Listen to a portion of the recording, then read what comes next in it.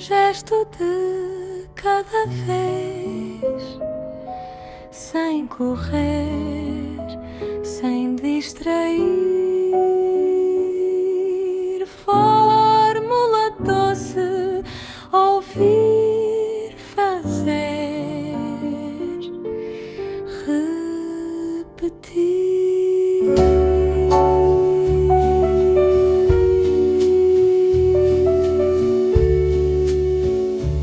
Este é o podcast A Fórmula Doce, um projeto de Marisa Jerónimo. Prepara os ingredientes, organiza a bancada e acompanha esta receita explicada de forma clara, passo a passo. Olá! Hoje vamos preparar bolas de Berlim. Podes acompanhar esta receita enquanto cozinhas ou simplesmente ouvir agora e voltar mais tarde para a executar. Vou explicar todo o processo de forma clara e guiada. E lembra-te, podes pausar sempre que precisares. Esta é uma receita técnica que reúne 3 processos importantes da pastelaria: uma massa levedada, a fritura e um recheio tradicional de creme de ovos.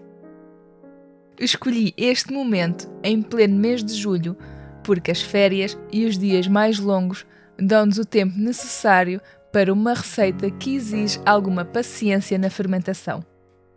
E porque esta é, sem dúvida, a época do ano em que mais apetece uma deliciosa bola de Berlim. O objetivo hoje é compreender como desenvolver uma massa leve e macia, controlar a fermentação e obter uma fritura equilibrada. No final deste episódio, deves conseguir preparar bolas de Berlim douradas, leves e recheadas com um creme estável e brilhante. Começamos pela lista de ingredientes. Se estiveres a cozinhar agora, confirma tudo com calma. Se estiveres só a ouvir, esta lista vai ajudar-te a planear a receita. Para esta receita, vais precisar de: para o creme de ovos, 8 gramas de amido de milho, 2 ovos inteiros médios, 4 gemas de ovo, 175 gramas de açúcar branco, 75 gramas de água, uma casca de limão e um pau de canela.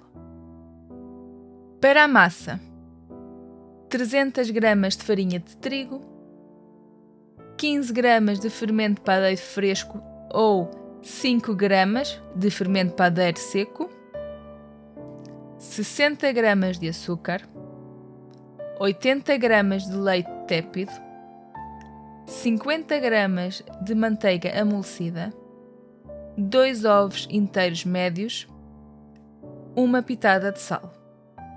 Para a finalização, é preciso óleo abundante para a fritura e açúcar branco para envolver as bolas. Esta é a lista completa de ingredientes. Vamos organizar a bancada para dar início ao processo. Antes de avançar, confirma que tens 1 ou 2 taças grandes para a massa e para o creme, uma vara de arames, um tacho, um coador ou um passador de rede fina, película aderente, uma fritadeira ou um recipiente adequado para a fritura. Prepara também alguns quadrados de papel vegetal com 10 cm e um termómetro de cozinha, caso possuas um. Para organizar o trabalho de forma eficaz sem teres que ficar muito tempo à espera, eu recomendo que prepares o creme de ovos e a massa na véspera. Isto vai permitir que a massa tenha uma fermentação lenta e que o creme tenha um arrefecimento ideal. A fermentação lenta no frigorífico ajuda a desenvolver o sabor e permite realizar a receita com mais tranquilidade, porque vai ficar durante o frigorífico durante a noite enquanto estás a dormir. Etapa 1. A base do creme. Vamos começar pelo creme de ovos. Num recipiente, juntamos o amido de milho, os 2 ovos inteiros e as 4 gemas com a vara de arames. Misturamos suavemente até ficar completamente homogéneo. O objetivo é apenas dissolver o amido e unir os ingredientes, garantindo que não fiquem grumos. A mistura deve apresentar um aspecto uniforme e fluido, sem pontos visíveis de amido. Depois do uniforme, reservamos a mistura e avançamos para a calda. Etapa 2. A calda em ponto de pérola. Agora passamos para o fogão. Num tacho, combinamos o açúcar e a água, mexendo ligeiramente antes de ligar o lume para uniformizar. Adicionamos a casca de limão e o pau de canela. À medida que o tacho aquece, vais notar que o som da fervura começa a mudar, tornando-se mais pesado. Deixamos ferver até atingir o ponto de pérola, que surge entre os 107 e 108 graus Celsius. O ponto certo é quando levantares a colher e o líquido escorrer num fio espesso e na extremidade vai-se formar uma gota densa suspensa, semelhante a uma lágrima, a uma pérola. Com isto pronto, retiramos o pau de canela e a casca de limão com cuidado. Etapa 3. Temperar e cozer o creme. Agora começa o momento técnico mais importante para o creme não talhar. A calda quente vai sendo vertida sobre a mistura dos ovos em um fio muito fino, enquanto se mexe constantemente com a vara de arames. Se precisares, pede ajuda a alguém para verter a calda enquanto misturas. Ao fazeres isto, estás a evitar que os ovos coagulem de repente, criem grumos e o sabor de ovo mexido. Depois passamos toda a mistura por um coador de rede fina de volta para o tacho e levamos a lume brando.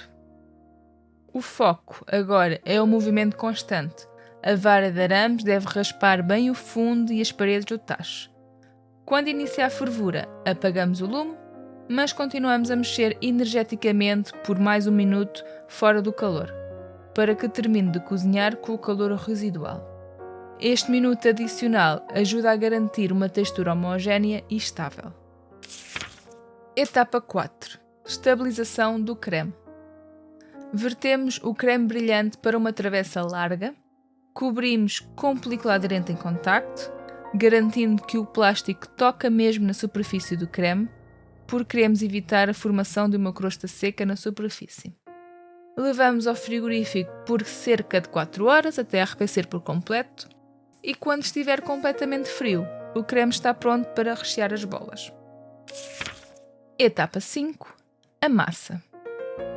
Aqui começamos a segunda preparação da receita, a massa levedada. Numa taça grande, misturamos a farinha, o leite tépido, o açúcar e o fermento padeiro. Mistura-se com as mãos, com uma colher de pau ou com a batedeira, até que o fermento se dissolva no leite e comece a formar uma massa inicial ligeiramente rugosa. O fermento começa a hidratar e a distribuir-se pela massa. É normal que pareça apenas uma mistura tosca de ingredientes. Etapa 6. O glúten. De seguida, adicionamos os ovos, a manteiga amolecida e uma pitada de sal. Agora, a massa precisa de ser trabalhada e amassada durante cerca de 10 minutos, seja manualmente na bancada ou na batedeira com o gancho de amassar. No início, a textura pode parecer diferente do esperado, muito pegajosa, mas é normal que nesta fase seja assim. À medida que sovas, o glúten vai se desenvolver e vais notar que a massa se transforma, torna-se lisa, elástica e vai-se descolando mais facilmente das paredes, da taça ou das mãos. Este passo ajuda a desenvolver o glúten, que é a rede proteica responsável pela estrutura da massa. A massa deixa gradualmente de rasgar com facilidade. Etapa 7. A primeira fermentação. Colocamos a massa em bola numa taça limpa. Tapamos com um pano ou com película aderente e deixamos levedar até duplicar de volume. Dependendo da temperatura ambiente, este processo pode demorar cerca de 2 horas. No entanto, eu recomendo que coloques a taça no frigorífico durante a noite. Esta fermentação lenta a frio melhora drasticamente a textura, desenvolve aromas mais complexos e torna a massa muito mais fácil de manusear no dia seguinte. O ponto certo é quando o volume aumenta claramente e a massa apresenta um aspecto leve e aerado. Etapa 8. Divisão e boleamento. Passamos agora ao momento de estruturar as nossas bolas. Agora que a massa está fermentada, pressionamos a massa suavemente com os punhos para retirar o excesso de gás acumulado. A massa vai voltar a ficar mais compacta, mas mantém toda a estrutura criada durante a fermentação. Dividimos a massa em 8 porções de aproximadamente 75-80 gramas cada uma. Rodamos cada pedaço na bancada até formar bolas perfeitamente lisas e redondas. Se sentires que a massa está ligeiramente pegajosa, podes polvilhar a bancada muito ligeiramente com amido de milho para ajudar na manipulação.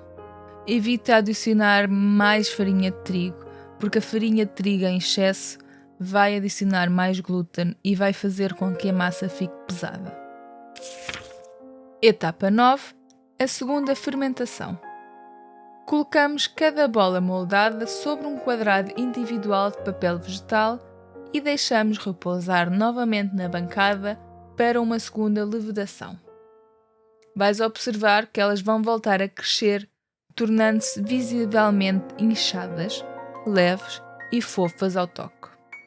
Esta segunda fermentação é a responsável por grande parte da leveza final. Por isso, aqui é importante saber esperar. Uma fermentação incompleta vai resultar numa textura mais pesada depois da fritura. Etapa 10. A fritura. Este é o momento em que tudo se define. O óleo deve ser aquecido até atingir os 170 graus Celsius. Se não tiveres um termómetro de cozinha, encosta um palito de madeira no óleo. O óleo está pronto quando pequenas bolhas suaves se começarem a formar em redor na madeira e o óleo apresentar um movimento levemente ondulado sem deitar fumo. Coloca apenas uma ou duas bolas de cada vez na fritadeira, pegando pelo papel vegetal para não deformar a massa. Fritar poucas unidades vai evitar que a temperatura do óleo baixe demasiado, o que faria com que a massa absorvesse gordura em excesso. Vais ouvir um leve crepitar constante. Vira-se a bola apenas uma vez a meio da fritura, quando o lado de baixo estiver bem dourado. É este cuidado que vai garantir a formação daquela linha branca horizontal perfeita no centro de cada bola. Etapa 11. O açúcar. Com a ajuda de uma escumadeira, retiramos as bolas do óleo e colocamos sobre papel absorvente por apenas alguns segundos. Imediatamente a seguir, enquanto ainda estão quentes, passamos as bolas pelo açúcar branco para que ele fique bem agarrado. Se as deixares arrefecer primeiro, o açúcar já não vai aderir à superfície. Deixa-as repousar numa grelha até estarem totalmente frias. Etapa 12. A finalização. Com as bolas de Berlim completamente frias, podemos passar ao recheio. Fazemos um corte transversal no meio de cada bola, sem separar as duas metades por completo. Com o creme de ovos num saco de pasteleiro ou com uma colher, recheamos cada unidade. O creme de ovos desta receita corresponde ao recheio tradicional português. Vais notar que ele tem uma presença rica, sem grumos palpáveis, mas mantendo o corpo característico das nossas gemas, sem o aspecto puramente lácteo ou veludado de um creme pasteleiro. Se preferires uma textura mais leve e láctea, podes usar o creme pasteleiro do primeiro episódio. Também podes usar compotas, doces, cremes de chocolate ou saboreá-las simples, porque a bola de Berlim há com creme e sem creme. Neste ponto, a receita está tecnicamente concluída. O resultado final deve ser uma massa leve e macia, com uma crosta fina dourada, envolvida em açúcar e recheada com um creme brilhante e estável. As bolas de Berlim devem ser fritas no próprio dia em que serão consumidas. Se forem guardadas de um dia para o outro, o açúcar tende a dissolver-se e a massa perde parte da sua leveza e maciez. Caso seja extremamente necessário preparar com antecedência, guarda-as sem recheio e fora do frigorífico numa caixa hermética. Se chegaste até aqui, já tens toda a informação necessária para realizar esta receita com confiança. Se for necessário, podes voltar a ouvir o episódio 5, creme de ovos, para uma explicação mais técnica e detalhada do creme de ovos. Podes também encontrar todas as receitas completas em marisajeronimo.com, caso queiras rever quantidades ou confirmar algum detalhe.